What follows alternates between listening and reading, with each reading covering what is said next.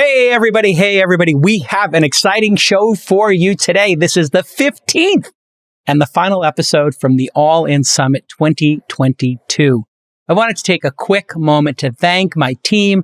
They worked tirelessly over 100 days to make the event magical for everybody who was able to make it. Thanks to the audience for coming. Next year, we'll try to have twice as many of you there. Just a quick thank you to Amber, Ashley, Jackie, Nick, Fresh, Maureen, Molly, Big Mike, Andre ×2, Rachel reporting, producer Justin, Jamie, Jimmy D, my brother Josh, everybody who came and supported the event. We had an incredible crew and we had an incredible time. And of course, I would be remiss if I didn't thank the amazing speakers who joined us from all around the world. So candid, so insightful. My pal Bill Gurley, Brett Gerstner, Adina, Mar, Candace, Tim, Elon, Antonio, Nate, Ryan, Claire, my boy Raboy, Antonio Garcia Martinez, Joe Lonsdale, James, Matt Taibbi, Glenn Greenwald, and of course, today's guest, the one and the only Mr. Palmer Luckey. And most of all, I'd like to thank my besties, Chamath, Sachs, and Freeberg, who did an amazing job of hosting the event. Now, a little preamble here before we start this episode. Many of you have heard that this is a controversial episode. It is a little controversial. There may be a little twist in it, so I will be coming back after Palmer Luckey's talk to give you a little context because it might get a little confusing. I don't want to spoil the surprise for you, so enjoy this episode. But before we go to this episode, a lot of you have questions. You have questions about the future of the All In podcast. And those questions are important, and they're never going to be answered. They're never going to be answered. But just so you know, I'm not leaving. I'm not leaving. I'm not leaving. The show goes on. This is my home. They're going to need a wrecking ball to take me out of here. They're going to need to send in the National Guard because I ain't going nowhere. The show goes on. Let your winners ride. Rain Man David Sack. We open source it to the fans, and they've just gone crazy with it. Love you, Bestie. Queen of Quinoa. All right, everybody, Palmer Luckey. Fist bump. Fantastic. So hang on, did a video play that showed my stuff or no? That was going to play at some point. You guys want to play that video? All right, all I can do is stand here. I don't actually have any power.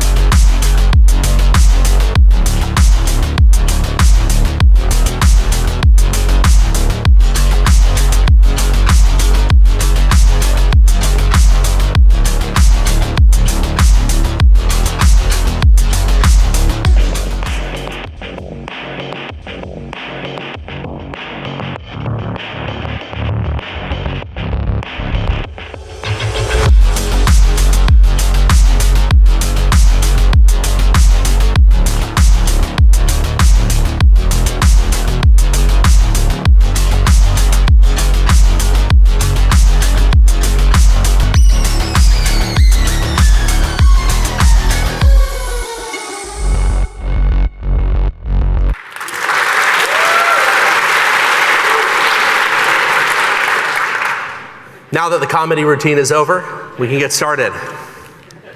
So my name is Palmer Luckey. I've founded two companies. My first was a company called Oculus VR that I founded when I was 19 years old and living in a camper trailer. Thank you. Sold that for a few $1 billion to Facebook and then got fired a few years later and then started Anduril because I wanted to work in the national security space for a variety of reasons. And I'll get into some of those reasons today. So the technology industry for many years has prided itself on being the first to understand where things are heading so that they can build the things that are going to be relevant for the future. On national security though, and on the rise of our strategic adversaries, it was one of the last industries to realize where things were going due to a variety of ideological reasons, but also business reasons. Now, Silicon Valley didn't just predict the importance of defense in the 2020s, it largely took the exact wrong position, the opposite position. First of all, you have the obvious examples like big technology companies explicitly refusing to do work with the Department of Defense. Google is one big example, but the worst examples are really in the startups that don't exist because people didn't want to even get into such a controversial space, lest it ruin their careers. When I started Anduril, I had already sold a company for billions of dollars, and investors still didn't want to invest. I still had a tough time in a lot of meetings with venture capitalists, and none of the conversations with VCs that I had were about my ability to hire or execute or build products. Everyone believed that I could do those things, even the ones who didn't like me much. The vast majority of conversations that we had were about whether or not it was even ethically okay to ever build a company that would build weapons. And the people who turned us down, the ones who decided not to invest in Anduril, actually believed that we had a good team and good people and good product market fit. The issue is that they thought that it was inherently wrong to build tools capable of being used for violence because they believed that the idea of deterring violence through having a strong arsenal was fundamentally obsolete and itself wrong. Imagine how hard it would have been to raise money if I hadn't founded Oculus. It would have been impossible.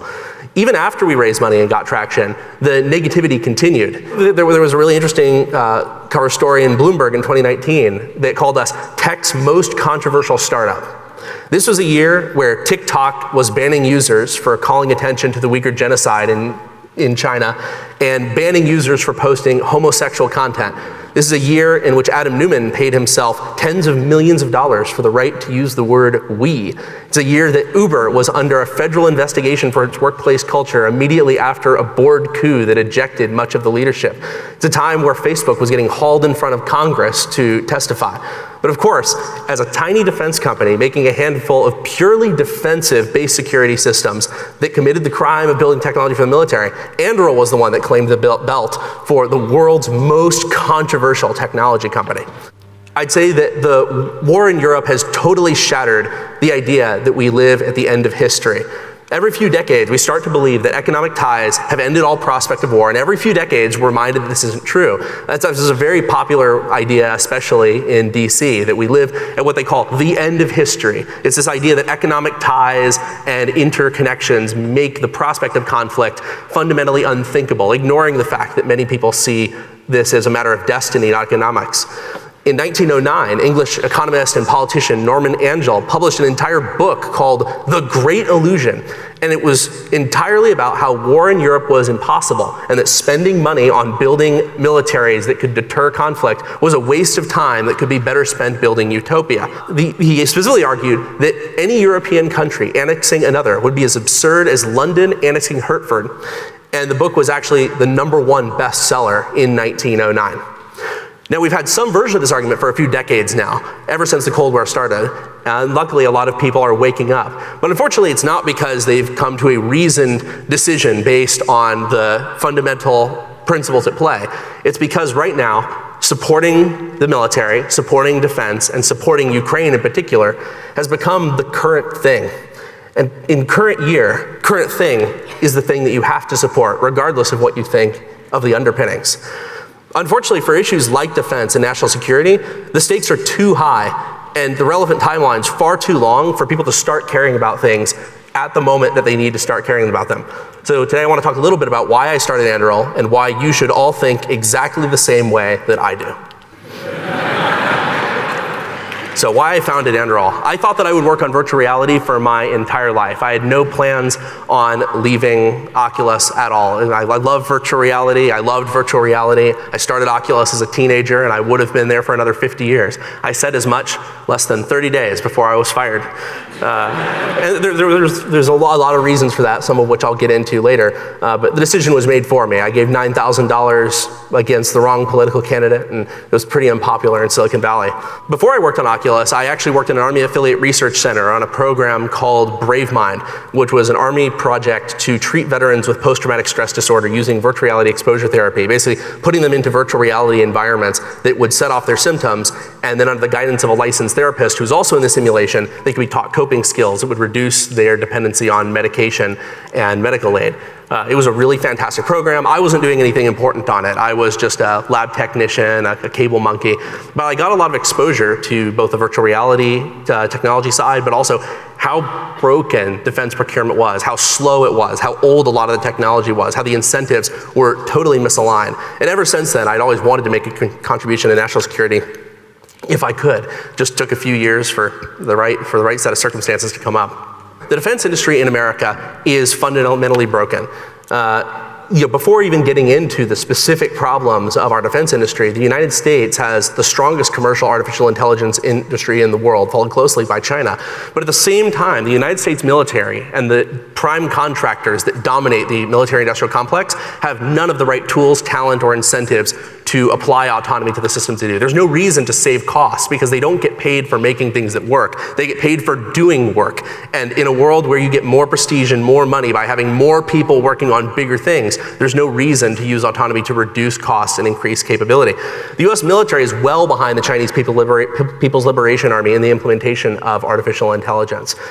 There's better AI in John Deere tractors than there is in any US military vehicle. There's better computer vision in the Snapchat app on your phone than any system that the US Department of Defense has deployed. And other countries are taking notice of this. Countries like Russia and China do not want to compete with us toe-to-toe with the tools that we have. People will make fun of China and say, oh, they don't have a blue water navy. They only have one aircraft carrier coming up on two. They could never fight us. The reality is that that's not where they're going to fight us. They're going to arm proxies, or if they engage directly, they're going to use technologies that give them an asymmetrical advantage in the areas where we are the least competent. These are the areas where they are putting a lot of their resources. The reason that Vladimir Putin is saying that the ruler of the world is going to be the country that masters artificial intelligence is not because he thinks that they're going to lose at this. It's because he thinks that that is one of the only ways that they're going to be able to get the best of us. Now, the people who are building technology for our military, the large defense primes, I won't name any names because I don't want to rustle too many feathers in that area. You never know who's in the room. But the people who are building the technology for the United States military, the people who spend all their time, do not have access to the best talent. They do not have access to the people that the technology industry has largely had a monopoly on in areas like autonomy, artificial intelligence, sensor fusion, high-end networking. And then at the same time, the people who can build good software, the ones who do work in these technology companies, are largely prohibited from doing so. And even if they're working on something that the military buys, let's say all the people at Apple who are working on an iPhone that can be sold to the US Air Force, that same iPhone is also being sold to Russian intelligence. That same iPhone is being sold to the Chinese Navy. Working on technologies that help the United States don't give us a strategic or competitive advantage if everyone else is getting the exact same thing. The other problem to consider is that asymmetric technologies like artificial intelligence are almost certainly going to empower nations that we aren't thinking about today. Some of them are a little more obvious, like Iran. It was a close US ally until the late 1970s, and today obviously is in a very different position. There's about a dozen countries in Africa, South America, and Asia that, were they to acquire extremely advanced artificial intelligence, either through coincidence or by proxy arming, would almost certainly start to wage war on their neighbors in a very destabilizing way. It would have been a much surer bet for me to found a second unicorn in a different industry that wasn't so fundamentally broken. Gaming, fast casual dining, fintech, I could have made some ape coins, but there have actually been more mattress unicorns than defense unicorns in the last 35 years.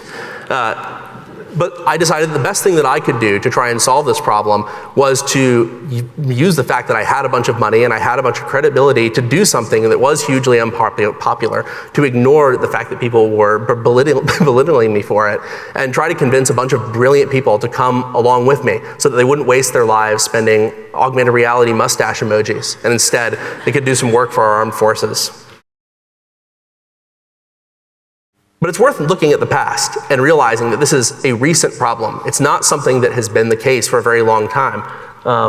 Silicon Valley was largely built on the back of defense. In 1947, half of Stanford's engineering budget came from the Department of Defense. Fred Terman, Stanford Dean, brought DoD contracts and interest to the West Coast in a way that had fundamentally been limited almost entirely to the East Coast. And Silicon Valley helped power a lot of the things that are powering the modern military machine. In the 1950s alone, we built the Pentagon and, well, sorry, I have an error in my notes. This is wrong. In the lead up to the 50s, in the early 50s. We built the Pentagon in 16 months. We completed the Manhattan Project in 3 years. We put a man on the moon in under a decade. And just between 1951 and 1959, we built 5 generations of fighter jets, 3 generations of bombers, 2 classes of carriers, nuclear-powered submarines, and ballistic missiles to go on top of them. If you look at the current state of the industry, we're lucky to do even one of these things in a decade. And I can't really blame the defense industry for not working with the DoD entirely. It's not just an ideological problem, it's also an economic problem. When the Cold War ended, the government really became a pretty terrible customer. The technology industry drifted away. Most engineers in Silicon Valley do not remember a great power conflict because they haven't lived in a world where a great power was an existential threat to the United States. And so you have a lot of people who are ideologically opposed to working with the military. Now, we could spend an entire talk. I only have a few minutes to talk today. We can spend a whole talk talking about the ethics of defense and what the reasonable critiques of the military are and how you can change what you build for them in a good way. But I'll throw out a factor that I think most people don't think about enough, even the people who do agree on working with the military. There's a lot of companies in Silicon Valley and elsewhere who look at those employees who are ideologically opposed to working with the military, and they use them as a smokescreen, pretending that it's principled opposition that drives their decision, when in reality, they want access to Chinese markets, they want access to Chinese investment, they want access to other countries that are tied into these things. And so they're able to use these people who are ideologically opposed to working with the military, which actually make up a pretty small fraction of the US population, as a smokescreen for their real intention, which is to preserve access to those markets, preserve access to those capital. Our largest companies are not making these decisions based on what is best for the United States, certainly not what is best for the United States in the long term. They're largely making the decisions based on short-term ideas that are not based in any kind of long-term thinking. If you look at the recent CHIPS bill that Congress passed, saying that the United States government is going to put $52 billion into building semiconductors in the United States. You have to compare that with the recent news that, well, it leaked. It wasn't news on purpose. But Apple has pledged to put $275 billion as one company into Chinese manufacturing. You have one company putting in more than 5 times as much money into manufacturing advanced technology as what is supposed to be a landmark piece of US legislation. The situation that we're in is pretty weird. This is going to sound hyperbolic, but bear with me.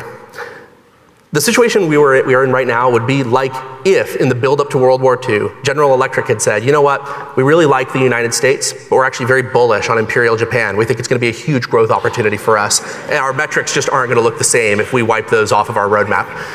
Imagine if in the build-up to the Cold War, if you had Westinghouse and other major US technology companies say, we love manufacturing in the United States, but we actually think communist manufacturing is a really interesting experiment that we need to see through. And we're not sure that we really want to take a side on this.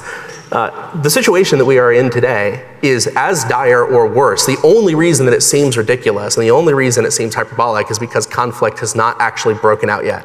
If a conflict does break out, we're going to look at the current situation where we are hugely strategically and economically dependent at the highest levels of our technology industry and government on an adversary that is literally committing genocide, enslaving millions of people. We are going to look back on ourselves and feel really stupid. Now, the good news is that because of Russia's invasion of Ukraine, defense is now the current thing. In the United States, there is this idea that any problem can be fixed at the last second with just a really incredible twist if we just come up with the right thing. But there's a lot of problems out there that cannot be solved that way. National security, economic policy, environmental policy, these are things that require non-political, bipartisan agreement on the problem decades before it becomes a really big problem. Those are not things that are acceptable current things. Shape rotation, this is an acceptable current thing to debate. Whether or not Will Smith was wrong to take the slap, or if he's just a representative of warrior culture, that's a fair debate to have. The idea of the United States having a military that is strong enough to deter conflict should not be in that category. So why is it too late to care about defense now at this exact moment in time? Why is it too late for everybody to suddenly change their minds? Well, a few things. One, you go to war with the tools that you have, not the tools that you wish you had, or the tools that you start working on when things become a problem. If you look at the weapons that we're giving to Ukraine, they were built in the 80s, 90s, and 2000s, $40 billion plus worth of them. And for all their differences, defense is one of the few things that Republicans and Democrats alike have realized transcends the partisan divide. On one level, it's obviously very bad that we don't have more modern weapons to give to Ukraine, but on the other, it shows a level of foresight and planning that we've been stockpiling and building these legacy weapon systems for decades explicitly for a situation like today, which has been war gamed out to the nth degree. Imagine if the Department of Defense had done nothing to prepare for war for 40 years, and then as soon as war broke out, they started tweeting a lot and changed their profile pictures to a Ukraine flag, and then started saying, we stand with Ukraine. The people who are actually tasked with solving these problems they generally have good planning, but there's only so much they can do without good technology. So I want to reiterate, if you only start building now, you've lost the chance to deter war from happening. That's the real purpose of the defense industry. It's not to fight wars. It's not to win wars. It's to prevent wars from happening. Wars happen when one or both sides misestimate their probability of winning. If both sides agree that one side or the other is going to win, typically you end up with diplomatic resolution. It's when both sides disagree about the possibility of winning that conflict actually breaks out. And so if you actually want to prevent conflict from happening in the first place, you have to get involved well ahead of time. If you get involved after conflict breaks out, like so many companies have, you're ensuring that you're only going to be a part of the killing. You're only going to be a part of the bloodshed. You're only going to be a part of the war. You're not going to be a part of preventing the war from happening in the first place. So I would argue that people in the technology industry need to work on defense, not because it's the current thing, but because it's the right thing. I have one more thing that I want to say.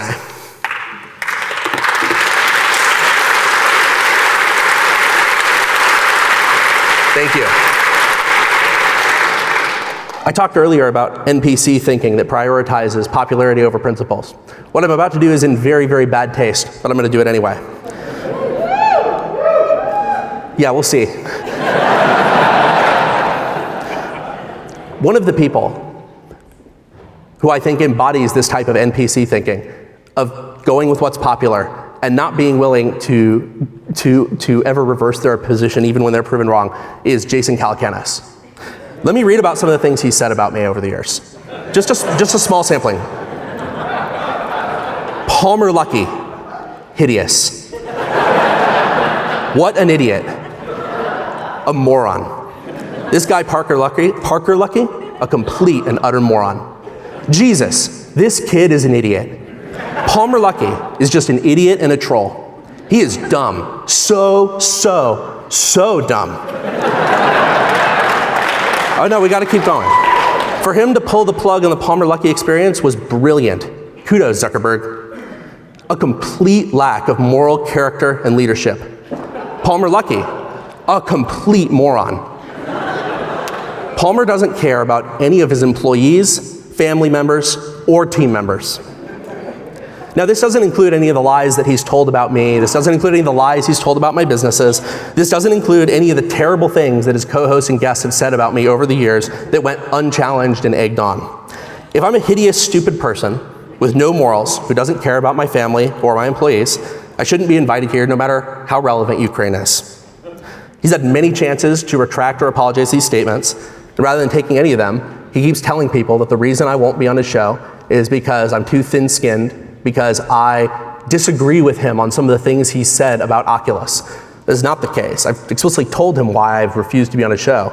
It's because he and his crew of bullies have been vicious liars who have attacked me for years and berated me for years and spread lies about me for years in a way that I've been able to overcome that very few entrepreneurs would have the money or the resources or the credibility to do. And being nice to a few people, like I'm sure he's being nice to you, does not excuse this. This isn't debatable whether it happened or not. It clearly happened. These are all direct quotes from things that he said over the years, both while I was at Oculus and during my time after Oculus. And Jason, like many influential people, some of them even in this room, who have treated me like shit for years, suddenly changed their tune as soon as Anduril was on the upswing, as soon as we were doing good things.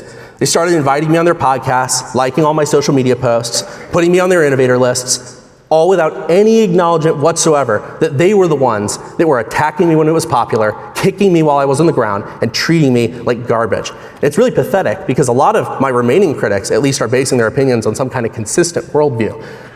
A lot of other people are attacking me and the work that I do because it's popular. When it's popular to attack me, they attack me. When it's unpopular to attack me, when Ukraine is being attacked, they are suddenly friends. And those are the same people that I know are going to go back to shitting on me the second that it becomes popular again. I'm coming to the end of this, and I know that you guys are probably thinking, wow, this guy's pretty thin-skinned for a billionaire. That's fair. That's fair.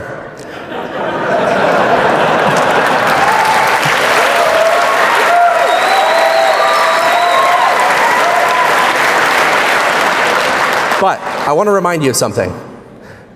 Jason and the people like him are the reason I was fired from Oculus, my own company. The company that was my heart and my soul for my entire teenage and adult life. For him, it was a game, it was his show, and for me, it was everything, and I lost everything. It almost destroyed me. I'm still filled with rage about it. I always will be. I'll end with this. I was able to create Anduril because a small group of people were willing to give me a second chance, to let me build something great in an important but controversial industry that was being constantly berated by people who thought we lived at the end of history. They invested in me while Jason was trying to poison my career and keep me on the ground. Thank God he failed.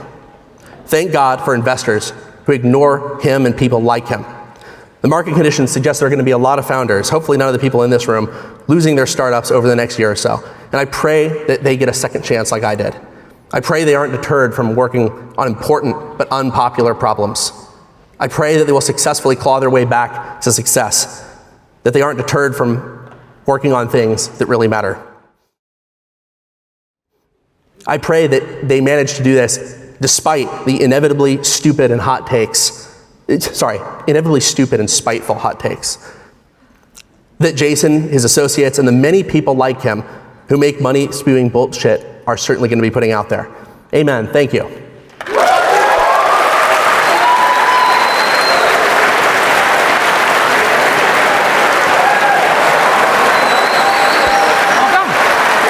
Welcome. Join us.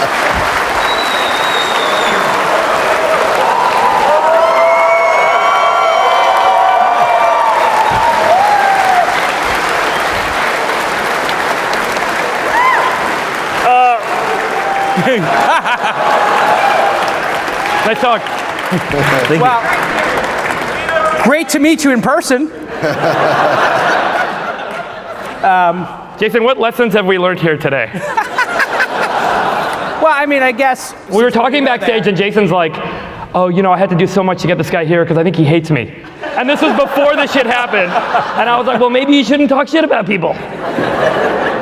Well, the good thing is I was able to make it to this stage to say this. Most of the people that you've gone after this way will never have that opportunity because they won't start a second unicorn. I'm only here because I managed to claw my way back. And remember, this is personal because it's not just you. It's you. You're one of the most influential, certainly. But it's you and really a small cadre of people that by attacking me ceaselessly made it impossible for me to continue my tenure at Oculus. I'm really lucky I clawed my way back because that's exceedingly rare for a company to do, a person to do that. Okay.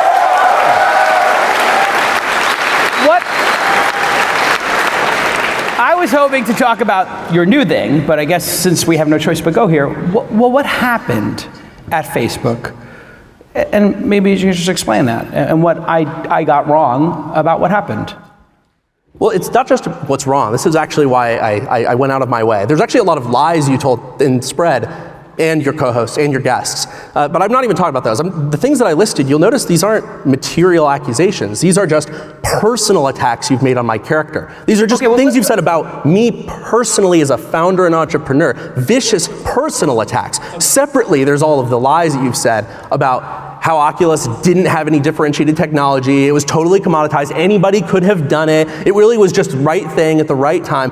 Like, we could spend all day talking about why these aren't true. But the real reason that it became untenable for me, and the real reason that I'm not in the VR industry, is because people like you were enabling those lies and then being vicious about it and attacking me personally. It became clear I couldn't be a representative in an industry where people are going to treat me like that, fairly or not. Imagine doing a podcast with him. What's that? Imagine doing a podcast with him. All right. I guess if you have no choice but to keep, I'll just ask you the same question. Do you want us to just describe what Palmer's talking about? Can I try my best? No, hold on. What? Because my memory of the events. You just read all the things he said. Right, but what were we talking about at the time? Well, there was a lot of controversy at Facebook about some donations, anonymous accounts, things you said. Well, that wasn't one thing. That was over the course of years. So that was just a small sampling. I had to really find a small sample. You can't ever do it. But I'll tell you what basically what happened. Fired from Facebook. What was the controversy there? Because that's what I was commenting on in this. Well, no, some of those were after I was fired, and you were saying it was great that I was fired. And actually, by the way, it's like one of your co-hosts said on your show that they're glad I got fired for my politics, and that line is mysteriously missing from your transcripts, by the way. And there's we don't edit any of the things, and I didn't have a co-host at the time. It was probably just one of the news reporters who came on. We would interview them, but there was a lot of controversy. I could be slightly wrong there. Here's what happened. I gave $9,000 to a group that ran a single anti-Hillary Clinton billboard. That was actually the extent of it. And then a huge number of people in the tech influencer space, the social media talking heads and media, they started saying Palmer Luckey is this terrible person who's funding Sorry, just to be clear. So you made a donation and it was on an FEC filing somewhere. Somebody pulled it out and then basically said... Like to a PAC or something? It was to a 501c4, I believe, who used that for their political arm. But it was public. It wasn't public filing, yeah. Yeah, and I actually ended up giving a quote to a reporter about it. It wasn't something that people understood what it was. Right. But then a bunch of people just lied. They said Palmer Luckey was funding people who are attacking Hillary Clinton supporters online. There were a lot of people who I think were looking for a scapegoat to kind of be the right wing reaction to correct the record, which actually was paying people to attack Trump supporters. Why did Zuck fire you? What's that? Why did Zuck fire you? Oh no, Zuck didn't fire me. He's way above all of that stuff. I'll just ask the third time. Why did Facebook fire you? There's a lot of reasons. I always had good performance reviews,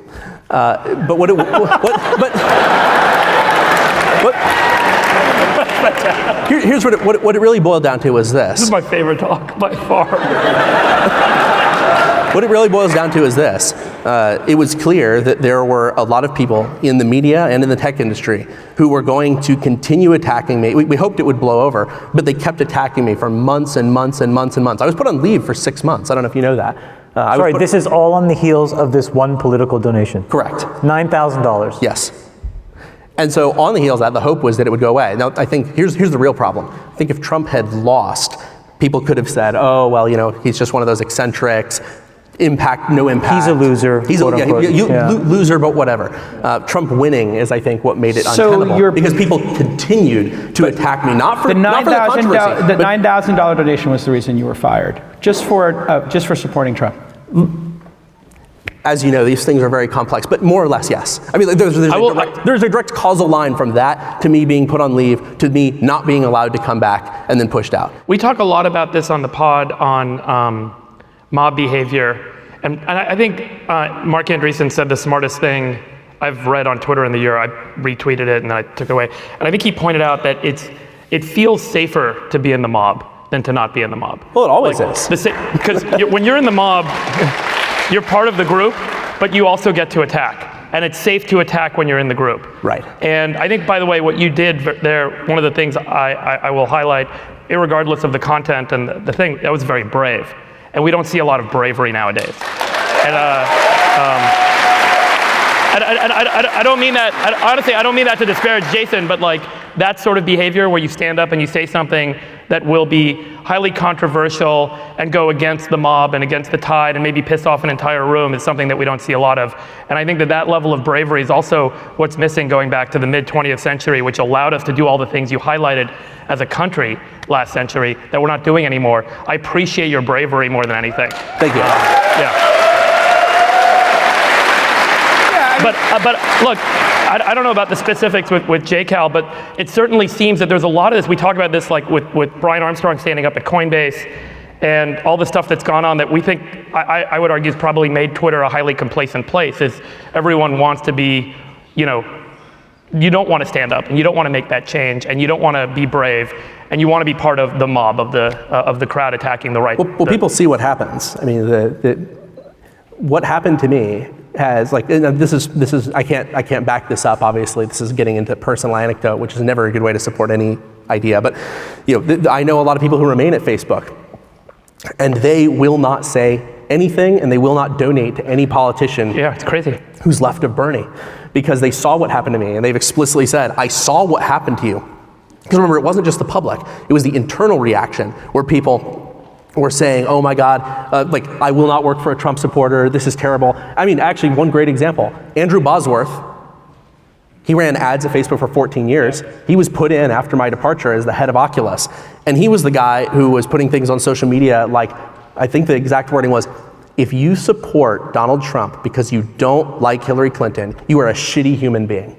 And he's the person who's allowed to lead Oculus now. So it's not a problem of being aggressive. It's being on the right side. It's being on the right side of the politics. And so there's a lot of people where they're not going to say anything because they see what happens to me. Now, Sachs is loving this.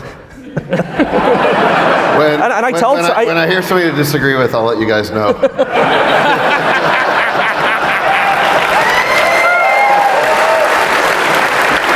The real irony here is my contributions have been very open, but my advice to founders who are on the right has actually been, don't be public about your political leanings because you won't accomplish anything. You will be terminated by the mob. You should focus on building, you should focus on creating value, and then after you don't need the rest of the industry, you can kick them to the curb and do something else. How do you implement that philosophy differently now at Anduril so that you have a more inclusive place where folks on the left and folks on the right come together, work on things that really matter? I mean, I think everybody agrees you're building really important things in the world. So how do you do that this time around that's different from the Facebook experience? So there's a few things. One, I think that working in national security has been a great filter where people aren't going to come work for you unless they're okay working in a bit of a controversial field. I'm actually somewhat concerned about the Ukraine conflict in that regard, in that in making defense mainstream, it makes it possible for people to potentially say, oh, that isn't controversial now, I'm gonna go to this place and then I'm gonna potentially attack people for their views. But I think when you run a company that is inherently working on something that's controversial, people on the right and on the left both feel like they're on the side of this important bipartisan issue, and all of these other policy differences can kind of go to the side. And the culture at Anduril is everyone is free to have whatever politics they want. Like, I'm a Republican, our CEO, Brian Schimpf, is a Democrat. We both make significant contributions to our respective sizes, and we have employees across the country.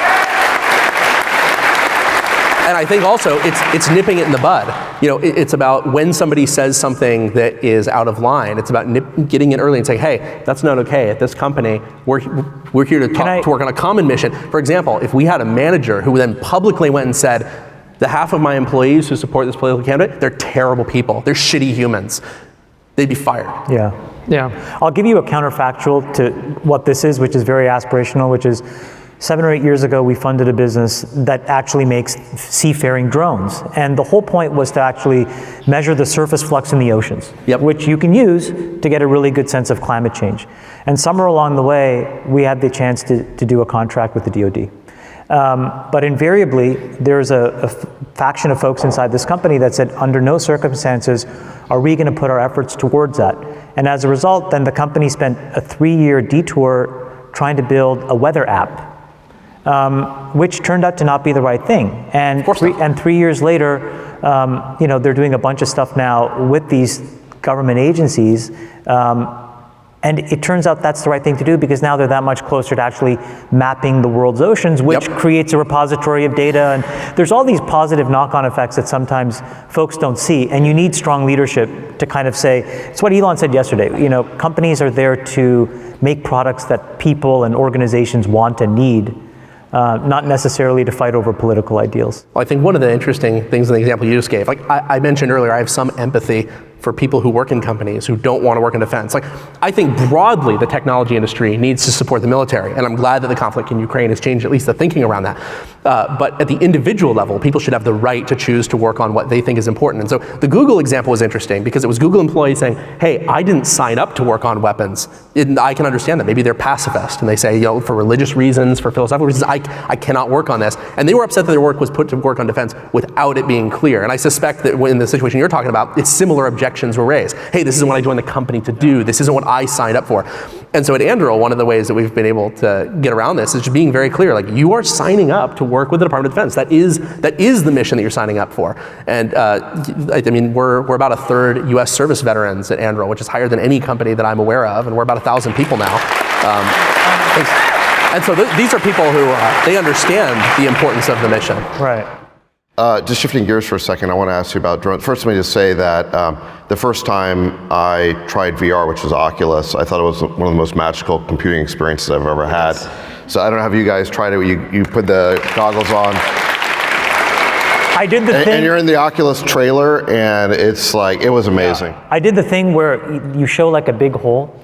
Like Facebook had this demo for a while or whatever, and I thought I was going to fall into the hole, and then I fell forward, and I fell on. You're on the ledge of the cliff, and I didn't want to like tiptoe beyond it. I'm like, I don't know. I'm like, wait, I know this is not real, but anyway. VR is it's so funny. I feel these mental circuits that haven't activated for years activating. So I've got my talking points, but yeah.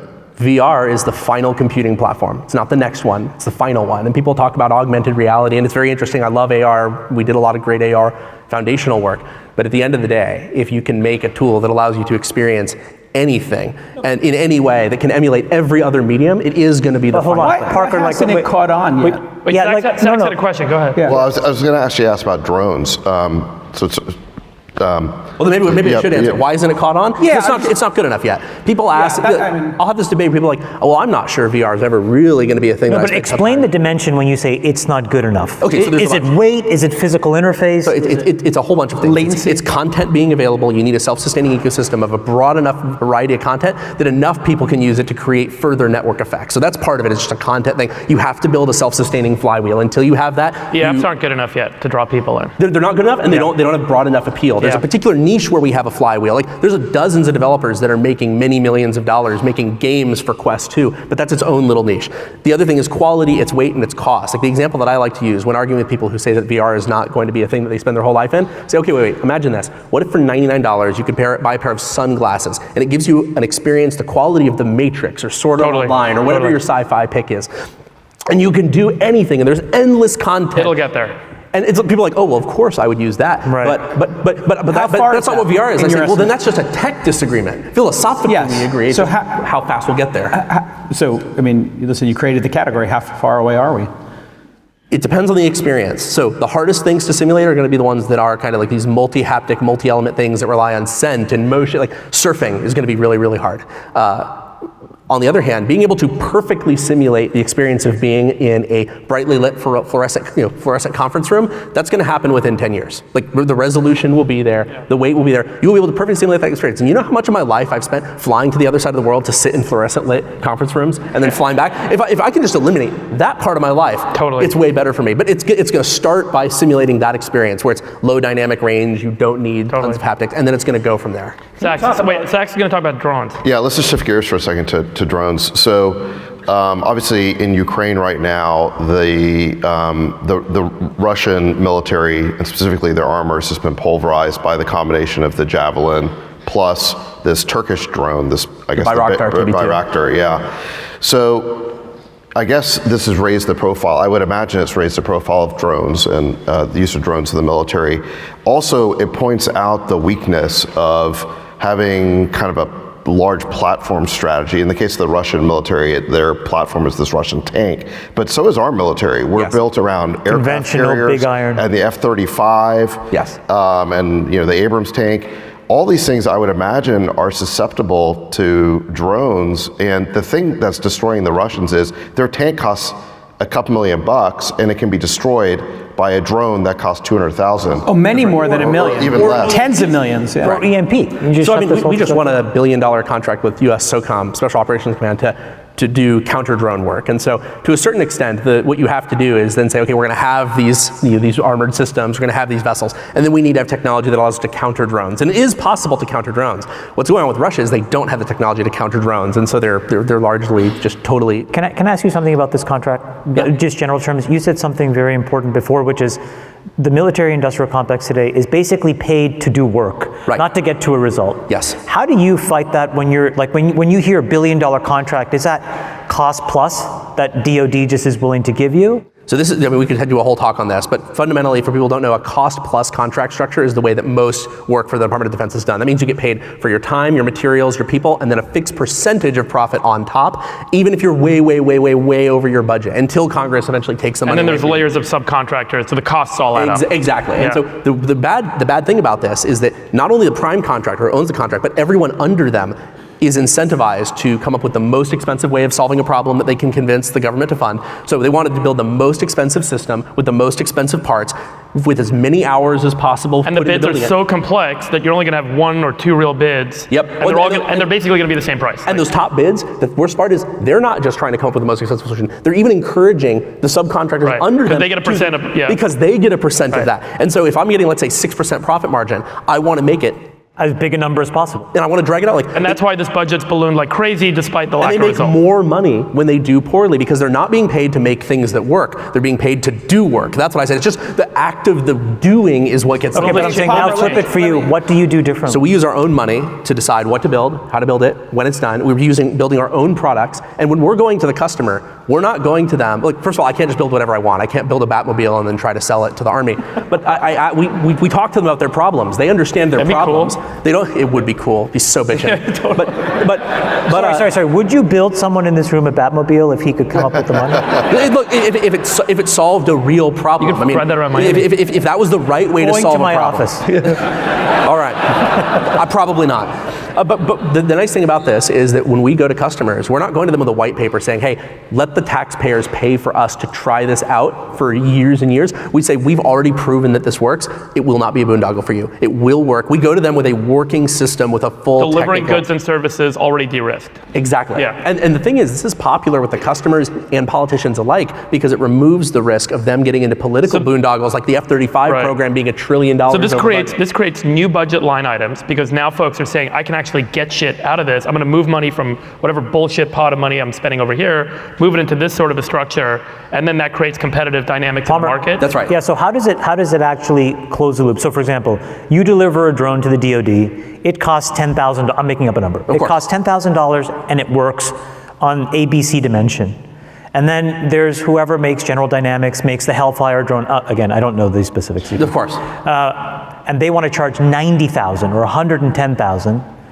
How do they still not get picked? Because it seems if you look at their performance as public companies, yep, it's an incredibly steady, it's almost like an inflationary line item, that you can predict 6, 8, 9, 10% growth consistently every year. Correct. It is. I mean, the defense companies are not high growth, high margin companies. They're extraordinarily predictable. People basically see them as an extension of the U.S. government. Yeah, it's like buying bonds. Of the U.S. federal budget. Yes, exactly. And when the budget goes up, you see a direct, proportional, and linear increase. Palmer, let me ask you. Hold on. Palmer, let me ask you a question about something very pragmatic. Knowing what you know and the tools you're building, and I do appreciate the work you're doing.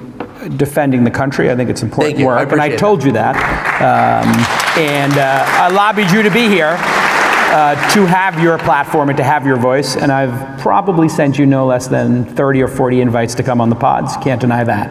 And so I told you I'm willing to have any debate any time. I'm going to put aside the personal stuff, but knowing what you know, doing this very good work, the situation in Taiwan, if it does materialize, what would it look like today, given the tools we have, and would we be able to would Taiwan be able to defend itself?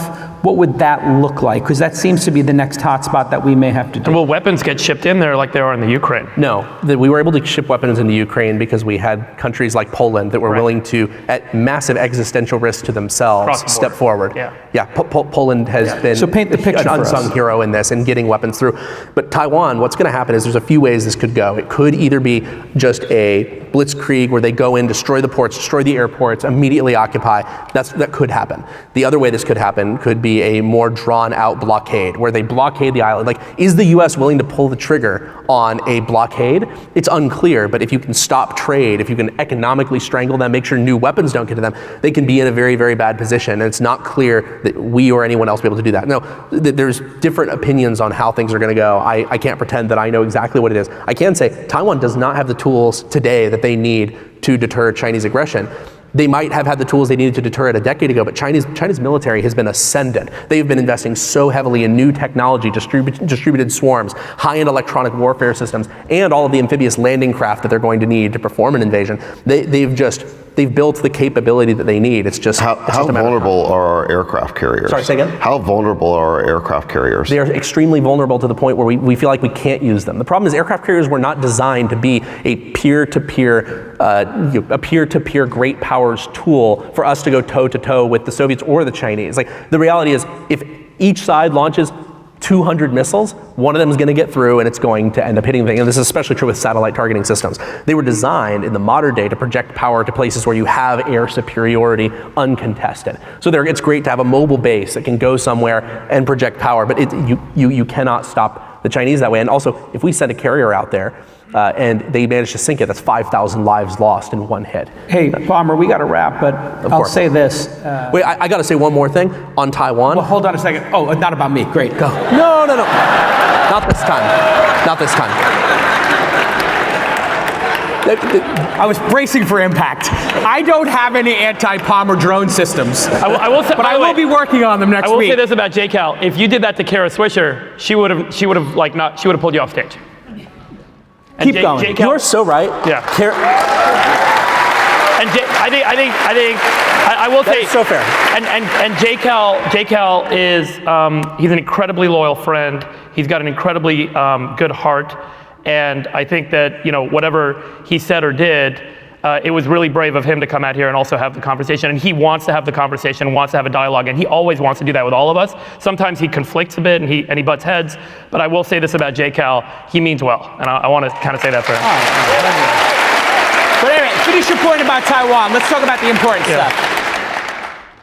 Kara says I'm a douchey man boy and a Fourth Reich bro Nazi. So, not that you remembered. Got a low memory. I think your cosplay stuff is cool. I was brave enough to do cosplay. I'm a little jealous of that, I'll be honest, and I would love to go cosplay with you sometime. But tell us your final point on Taiwan.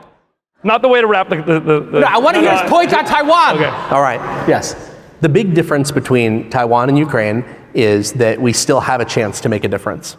So what I'm so terrified of is that all these people who say, we stand for Ukraine, we have to do this, this is the fight of our generation, and then they're not going to do anything, and then immediately after Taiwan is invaded, they're going to change their profile pictures to a Taiwanese flag and say, oh man, we stand with Taiwan. It's like, no, that's not good enough. If you care about this issue, there's things you can do right now. And what's really amazing to me is you have people who are saying like, oh man, I stand with Ukraine, we're cutting off all of our Russian business. I'm like, oh wow, so brave. You cut off an entire country that's a regulatory nightmare, has an economy smaller than most US states. Sorry, not most.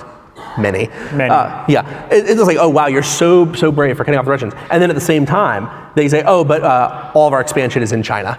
And I'm not going to say anything about that. I think that worse than the people who change their profile pictures are going to be the people who remain silent when Taiwan is invaded. And they just can't say anything because their business interests are so intermeshed and so intertangled. And China has been fighting a strategic and economic war against us for a long time, and it is extraordinarily good. The last thing I'll say on this, I talked about it earlier, there's a uniquely American delusion, probably from our own Hollywood films, that we can solve any problem at the last second, that will come in and we just be boom, Deus Ex Machina, we win. That isn't how Taiwan is gonna go. There is no Deus Ex Machina. We know exactly what's gonna happen. The war planners have figured out exactly one of several scenarios it's going to go. And when it's happened, we can't pretend like we didn't know. And there is isn't going to be anything that flies into safety. So Hold on, I just want to say one more thing and then I'll let you close. You and I can debate anti-Hillary ads, the Donald Trump subreddit, all of those things. What we cannot debate is how important it is that the United States win and that democracy wins and that freedom comes to all of these countries. You and I are 100% aligned on that, even if we disagree about the anti-Hillary ads or any of that stuff. Amen. And I appreciate you coming, and I'll debate you on anything, anytime, anywhere. I do care about my family, by the way. That was the worst thing you said. Okay, and fair enough. I will apologize for that statement if I did say it. Wait, J-Cal, say it louder, say it louder. I just said, if I said something that hurt your feelings about that and it was out of line, I apologize. But what's more important right now is that you're here talking about the work you're doing. And you and I will debate till the cows come home this other stuff.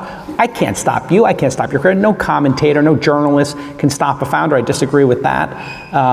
I disagree. You guys, you can stop a lot of people. I think we're overestimating my influence in the world. You're a force of nature. The work you do is undeniable. We can debate politics as much as we want. This country needs to be protected. The people at Google are cowards for not doing DoD contracts. You're not a coward. You came out here, you take me on straight up as a man. I appreciate it. It was a little bit of a blindside, but I can take it. What's most important is the work you're doing. That's what's most important. I mean, it's a sucker punch, but it's okay. I'm from Brooklyn. Thank you. Of course. We appreciate you coming. We appreciate you coming. Bottom line.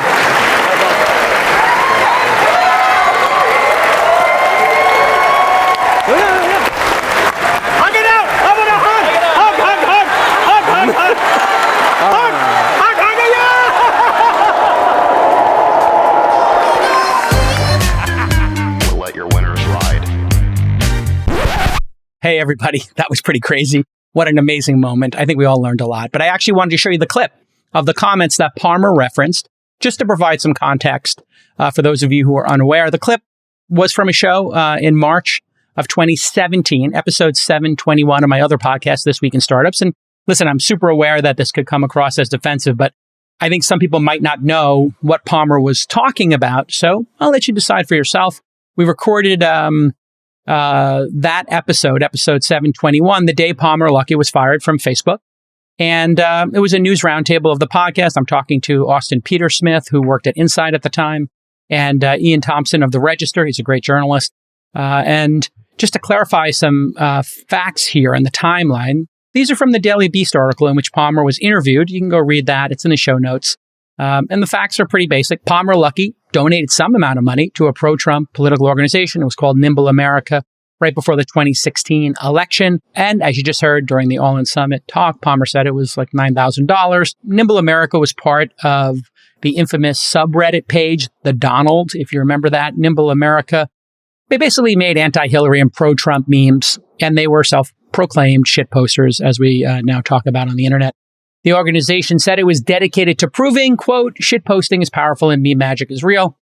Palmer was posting to the R Donald under the anonymous Reddit account called Nimble Richman. Here was one post, which Palmer confirmed writing that was referenced in the clip you were about to see. The American Revolution was funded by wealthy individuals. The same has been true of many movements for freedom in history.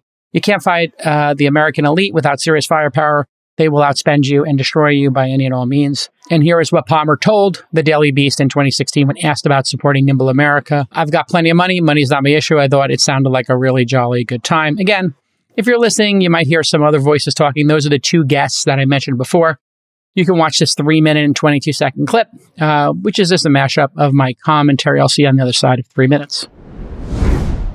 He was supporting, like, I don't want to say violent trolling, but extreme trolling would be the way to do it. That's right. And his comment about it was really insensitive, kind of that it was almost maybe not super ideologically driven as much as it was like fun for him. What an idiot. Well, it actually lost them a fair amount of business. There were about 3 or 4 game studios that said, right, we're no longer developing for the Oculus on this one. Because he came out and said, basically, well, to overturn an entrenched elite, then you need to be able to fund it and fight back. And you're like, what an idiot. That's not, you're not a revolutionary. This is just HIT posting about politicians. This is not constructive dialogue. This is not an attempt to reform the American political scene. This is just, let's be a troll. Yeah, if you want to see like a person's true character, give them a pile of money or a bunch of power, and then you will see. 2 bottles of vodka works very well on that. That as well. It's like the sort of quick way of being a billionaire or whatever. But I mean, can you imagine? I just want to stop for a second and just give everybody in my portfolio or the people I work with just a public service announcement. If you are lucky enough to hit the jackpot and make hundreds of millions of dollars, behave yourself. You moron. You hit the jackpot. It's like somebody winning the mega ball lottery and then just going on the street and randomly punching people in the face. Like, this guy Parker Luckey is a complete and utter moron. For somebody to be a visionary to create something like Oculus and make VR, I bought the Oculus. It's pretty impressive, I have to say. I believe that VR is at least 2 years away from being a meaningful business opportunity, but that's about the window where I like to invest. So it's kind of on my radar now. In fact, we have one company in our incubator. But Jesus, this kid's an idiot. But this case, Palmer Luckey's just an idiot and a troll. So dumb. Here's the other thing. I think on a leadership basis, if you represent the company, so you represent your company first, Oculus, and your vision of the world, behave yourself. Number 2, if you represent the company that's worth a couple of $100 billion that made you a billionaire, and you represent Mark Andreessen, who invested in your company, and Andreessen Horowitz, and you represent all the employees and all their families and everybody whose entire net worth is locked up in this, you have a higher duty of service. And this is a complete lack of moral character and leadership for someone like Palmer Luckey to be doing this shit posting. F it, I'm going to say it. So let's move on to the next Facebook story. Now that we got over the Palmer Luckey is just a complete moron who doesn't appreciate his success or care about any of his employees, family members, team members, if you're going to do that kind of shenanigans. If you don't, here's a clue. I hate to get totally crazy. If you're doing something like this anonymously, you might want to think that the anonymity plus Reddit, plus you would be ashamed about it. Like, think about what you're doing if it's anonymous. In other words, if you have to put a mask on and then you throw the brick through the window, you may not want to throw the brick through the window because you weren't willing to do it with your mask off. Okay, so closing thoughts. I respect Palmer Luckey for his incredible innovations, both with Oculus and his new company. We actually agree on many things, which actually people in the tech industry might not, which is, hey, producing weapon systems to protect America and democracy around the world is a beautiful and important thing. I respect Palmer for what he's doing there. And we have a disagreement about, this meme action that he did. But yeah, all's well that ends well. It was an interesting moment in time. I don't regret exactly what I said. I think what I said was fair. And when I talked about it in context, I was, coming from a place that if you're going to post stuff, post it under your real name, not anonymously. And so there you have it, folks. That's the entire controversy. Thank you to Palmer Luckey for coming. Thanks to my besties for having my back. There was this big question of if I would go out and engage the discussion. Of course I want to go out and engage the discussion. I want to talk. I don't mind a hard discussion. And in fact, that's what this podcast is about. Having hard discussions and then keeping our friendships and keeping it moving forward. I look forward to hosting this podcast forever. They're going to have to drag me out of here. And I hope we can host another All-In Summit and all of you can attend either virtually or in person. It's great to have had Palmer at the event. And actually, I hope he comes next year and shares more of the exciting work he's doing at Anduril, and I wish him the best. We'll let your winners ride. Rain Man David Sack. And instead, we open source it to the fans, and they've just gone crazy with it. Love you, Bestie. Queen of Quinoa.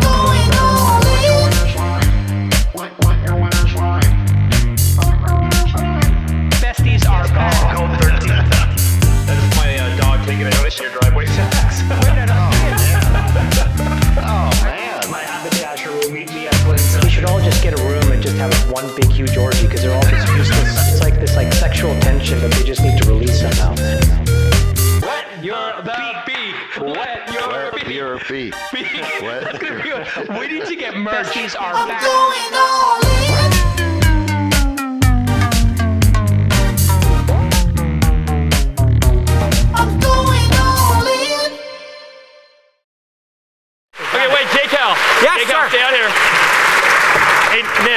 Nick, can you cue the photo? What photo? Oh no. Backstage.